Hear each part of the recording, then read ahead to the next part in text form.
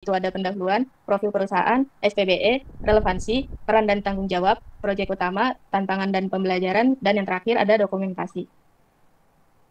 Semoga pemaparan ini dapat memberikan gambaran yang jelas atas pengalaman dan kontribusi saya selama magang. Jadi pada era digital saat ini, transformasi sistem pemerintahan menjadi sangat penting, terutama adaptasi dan peningkatan pelayanan publik. Secara umum, fokus utama Diskominfo terbagi menjadi 3 bagian, yaitu ada komunikasi publik, aplikasi informatika dan transformasi digital, dan sistem pemerintahan berbasis elektronik atau SPBE, di mana ketiga bidang ini menjadi fondasi penting dalam upaya mewujudkan pemerintahan yang terbuka, efisien, dan berbasis teknologi.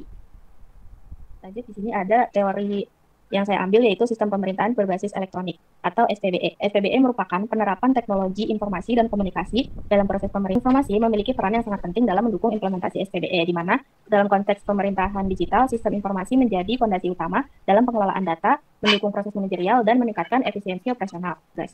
Dengan demikian, magang ini sangat relevan dengan bidang sistem informasi sekaligus memperkuat implementasi SPBE di lingkungan Diskominfo Karawang.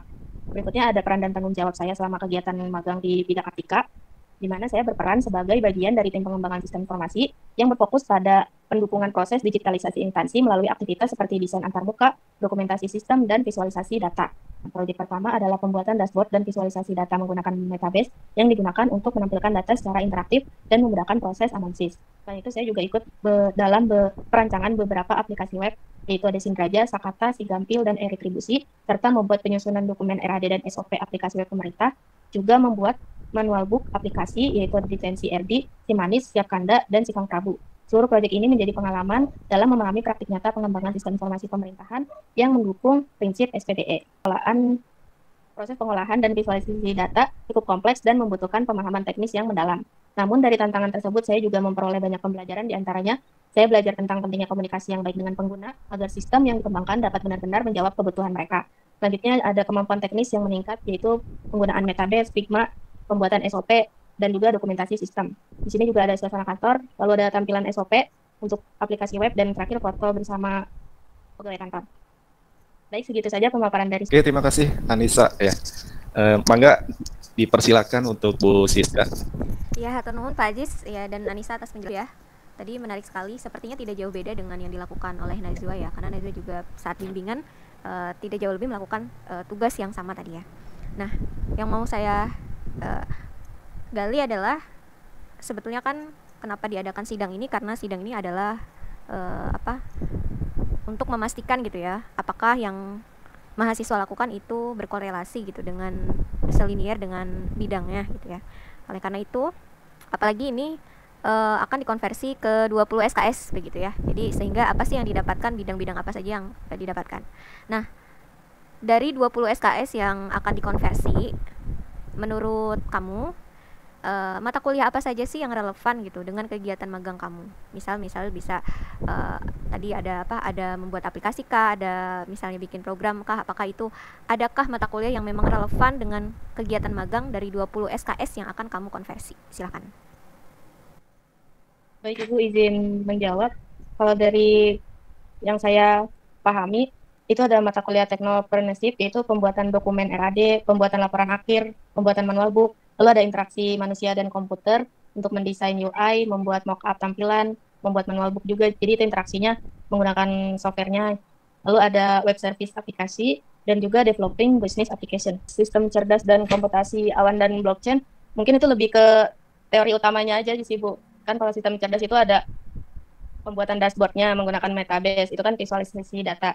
Kalau komputasi awan dan blockchain itu bisa migrasi dashboardnya dan juga pembuatan dashboard yang dapat di-deploy di server. Apakah dalam kegiatan magang kamu ada terlibat tidak dengan perancangan sistem?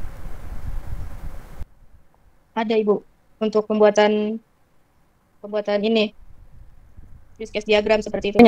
Pranata komuternya. Bisa kamu jelasin gimana proses komunikasi Pak Dika tadi, kemudian bagaimana beliau mengarahkan tugas-tugas yang akan diberikan, atau gimana proses komunikasinya?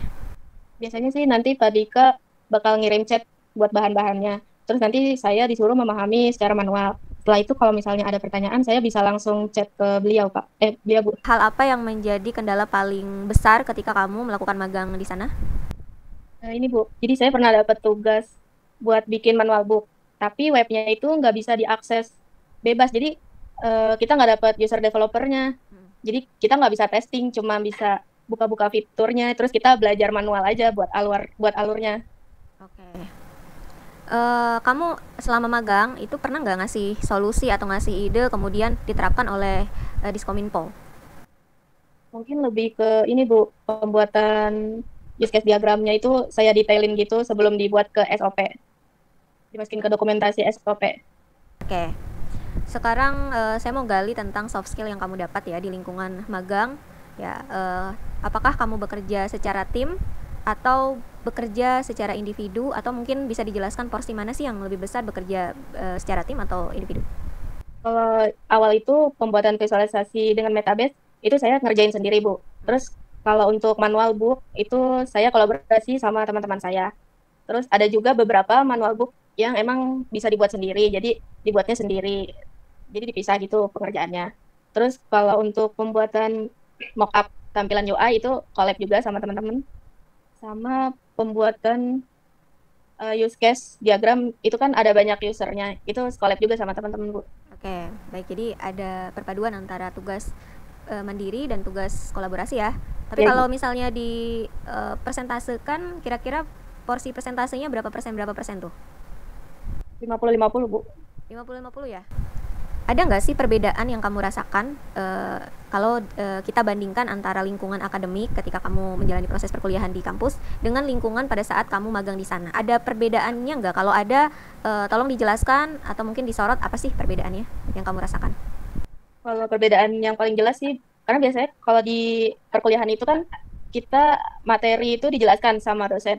Nah, kalau misalnya di dinas ini kita diberikan materi, kita pelajarin mandiri dulu, baru kita bertanya. Jadi kita harus mengulik sendiri dulu gitu, Bu. Pernah melakukan presentasi atau mungkin sosialisasi atau melakukan pelatihan ke user langsung yang menjadi bagian dari tugas kamu, pernah atau tidak? Tidak, Bu. Jadi saya cuma bikin dokumentasinya. Nanti yang selanjutnya ada di ini PNS-nya. Hal yang paling berkesan selama magang atau mungkin ada pelajaran terbesar apa yang kamu dapatkan selama magang di sana?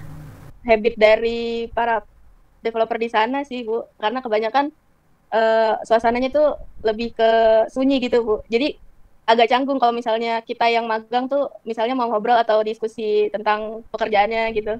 Oke, oke. Magang ya, atas nama Anissa Ayu Yandani ya. Iya, Kak. Oke, untuk teknisnya